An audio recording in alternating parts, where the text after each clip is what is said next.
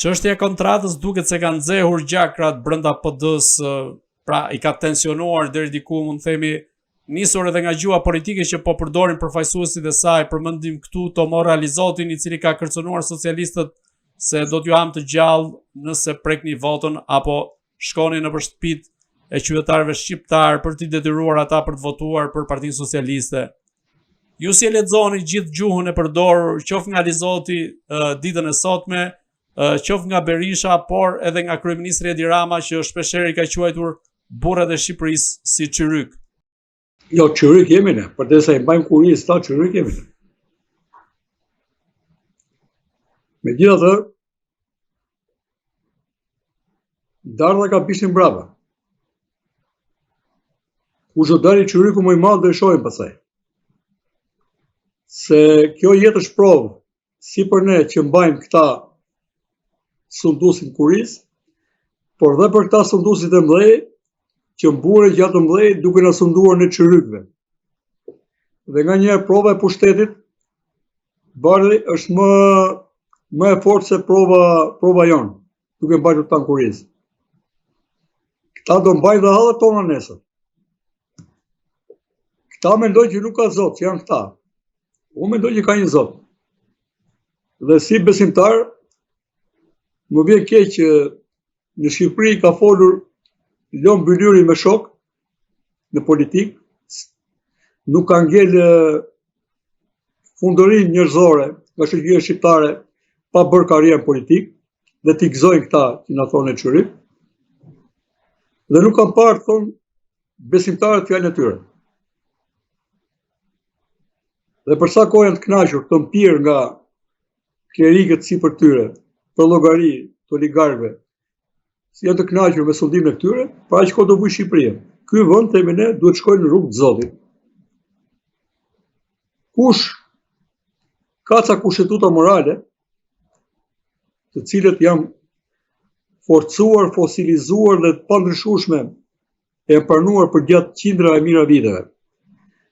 Po të shohësh PD-ja nuk i përket këtyre, edhe pse tenton të jetë ke partitë e djatha, me ato konservatore, popullore, demokristjane, po baza e politikës e Europës e të Amerikës është kjo kolonë morale e fortë. Kur ne të kapemi pras këtij litarit Zotit, pas moralit, atëherë do gjejmë zgjidhje, atëherë do kuptojmë që kemi qenë vërtet çyryk. Kemi qenë miop. Po si mund të bëjmë ne se hir, po ne po them përcatën e me tragjedin tonë. Megjithatë, besoj Alizoti po të ishte në një vend tjetër normal, do t'i kishte dhënë fund paktën këtij momenti të karrierës së politike, në këtë fushat. Kush do të ishte në forcën e tij politike, shefi i tij apo një komision etike që duhet të kenë partitë, që nuk e ka, dhe partitë e djatha duhet ta kenë. Unë mendoj që duhet ta kenë, se kanë kërkesë në organizimet e tyre të tjerë, duhet të mblidhet i thoshe zotëri fatkeqësisht ju çmende, ose ti zova të perdën demagogjike që kishe, pasi qenë i tillë, ne nuk kërkojmë të nxisim luftë civile në Shqipëri, të bëjmë dasi, se pikërisht kjo ndasi artificiale po notojnë këta persona.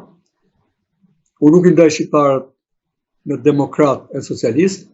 Unë mendoj që ata që zotrojnë këto parti, stafet kryesore të tyre janë të padenjë për të qenë qytetarë të Shqipërisë. Jo më pasaj të jenë udhëheqësit tanë. Këto parti të dyja bashkë kanë kusurin që na kanë çuar këtu ku jemi. Por mua janë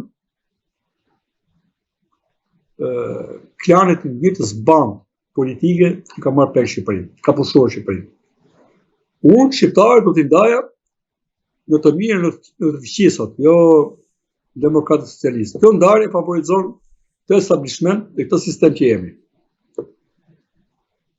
Do t'ishte më e mira që t'i ndanim në shqiptarë të mirë dhe shqiptarë akoma më të mirë, pra garat bëjnë në fushën e të mirës. Por sot, fatkeqësisht garat bëhet në fushën kush është më i keq. Dhe më vjen keq ta them, se njerëzit paragjykojnë, rikthimi te Berisha është vrasje përfundimtare e shpresave. Pra, riciklim i të keqes. Për këtë punë i mësoj që ky person duhet dali nga loja, e të shohim pasaj a do luaj Rama kaq lehtëshëm me çurrykët apo ja. Por në dhe për mua, mbrap në backstage, jam bashkë në mënyrë absolute. Bashkë në biznes, kur votojnë kodin zgjedhor, bashkë pra mekanizmin e mbajtjes lojës në këtë sistem, tregoj që jam bashkë në gjitha tjera. Kush do të hyjë pasaj me informacion tregjeve, karburantit, ndërtimit, të këtyre, do shohin që jam bashkë, kështu që të mos çesmon, pasaj një masë e pavëm si Arizoti nuk mund të hajë shqiptarën. Po shkojnë atë të tim, pasaj do të ngelen puplet ati, po të ri atje, të mos frymëzohet përpara turmës, turma të egzalton, unë e di këtë punë, por si djalë më modern mund ta kishte përmbajt veten. Besoj se dhe ai e mbylli të paktën këtë garë elektorale, nuk ka më drejtë të dalë në asnjë miting tjetër.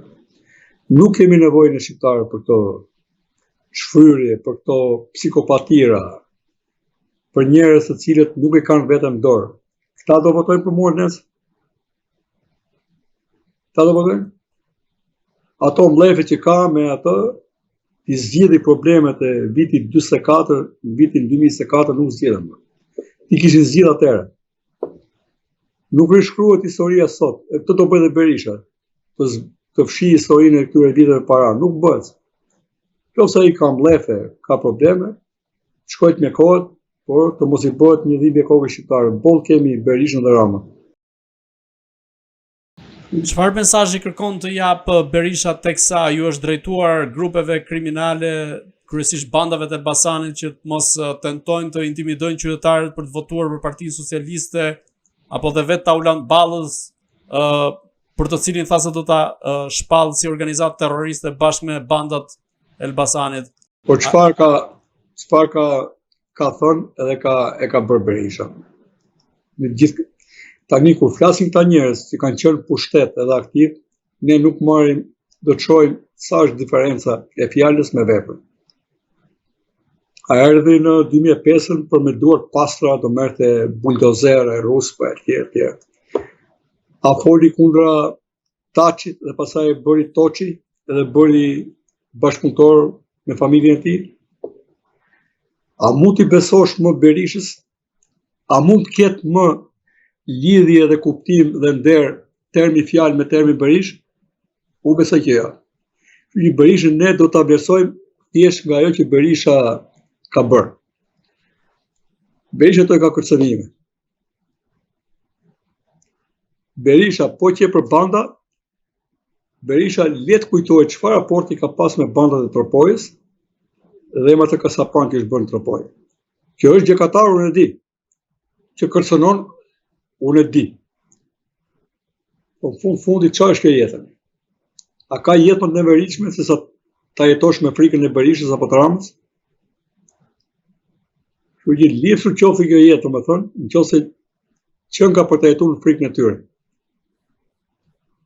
Nuk ka çliri më të madh kur i del përballë tyre e i thua bujrëm, hajde bëhe realitet.